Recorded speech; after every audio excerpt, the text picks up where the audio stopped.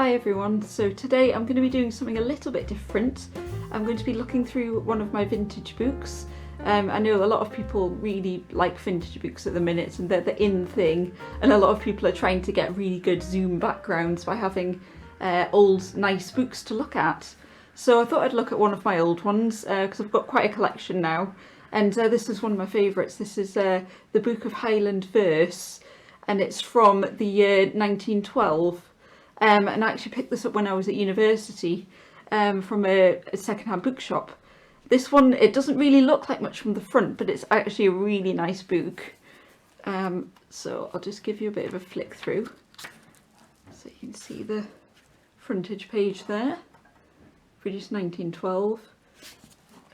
And it's just got some lovely, it's basically a book of poetry, and it's been made starting with the earliest history of Gaelic poetry, ones that have been translated from Gaelic into English, and I think it's aimed at the English reader just so they get a good idea of Gaelic poetry. So these ones have been translated from the Gaelic, and it goes through in the contents through in time to other early Gaelic verses, and it keeps going. So in this one I love, it's modern Gaelic verses, but what they class as modern is 1569, so not exactly the most modern. But as it goes through, you also get some contemporary ones as well. So here we've got the English verse relating to the Highlands. So these are ones written in England, but about Scotland. And there's ones about various different parts of Scotland, so there's some about the islands. And yeah, it's just really interesting. And I think we've got that, there's the contemporary verse there. So that's more modern verse, probably Victorian in this case, relating to the Highlands. And it's really interesting. Now, what I absolutely loved about this book when I got it is I actually found some hidden things inside of it. So at the beginning here, I found a really old, you can see that there, 4-leaf clover, which was hidden inside of the book. Don't know who's put it there, but it was put in there, don't know, maybe 100 years ago by somebody, and it's been pressed in this book all that time. So it's obviously a book that was well loved, and thought, yeah, I'm going to use this book to press that. And I love that it's sort of relating to Scotland and the countryside as well. So we've got some of these poems in here, and the owner of this book obviously loved it loads, because further on I actually found some pages of handwritten poetry inside of the book written by the previous owner. Now, I think these must be about 100 years old, and these have been left in the book here.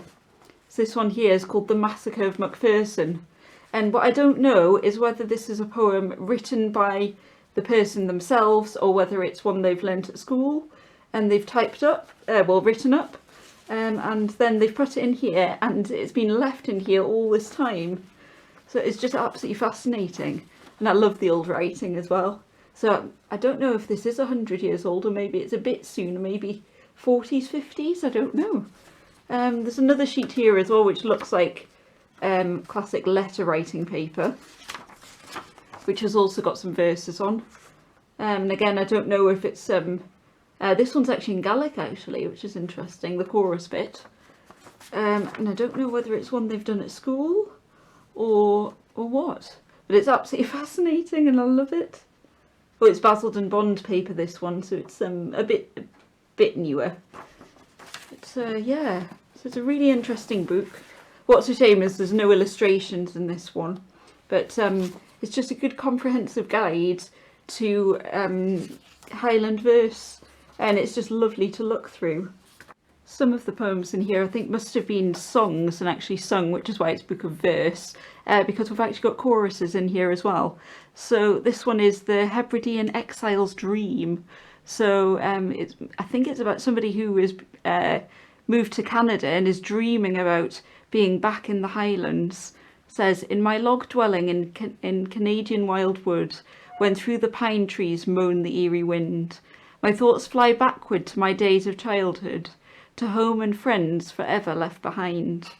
Vast are the woods that gird this mighty river, and fair the pastures where the cattle roam.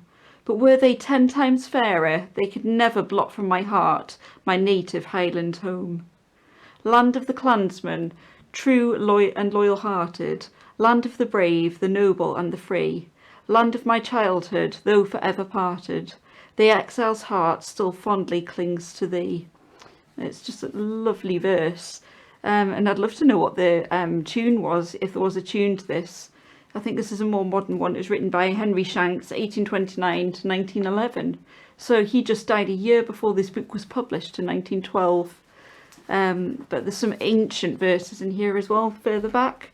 Some of the really early Gaelic stuff, right at the beginning. Oh, here we go. There's another four-leaf clover in here as well. I love all the things that I keep finding in this book that I just don't know are here. So that part was the English verse relating to the Highlands. But there's like Charmstone incantations, and the St Kilda Maid song. Now, St Kilda is actually one of my sister's favourite places. It's an island off the Western Isles, and it was inhabited up until I think the 1920s, and then they moved everybody off, or maybe the 1930s. And there's lots of books written about it, and this one's actually the St Kilda Maid song. So this is actually before St Kilda was abandoned. So that's quite an insight into the history of the island. And you can actually go and visit St Kilda now, go for the day and see where people lived out there, and it's literally a rock in the sea. It's absolutely amazing, and I'd love to go. So it's just a really interesting book, this one. Oh, there's one here called The Bewitched Bachelor Unbewitched. But yeah, it's just a great book to look through, and I keep finding new things all the time. But so that's the Book of Highland Verse. So I'm going to be looking at another one next time. I think I'm going to do one which has got some lovely illustrations on, a miniature one. So please tune in again.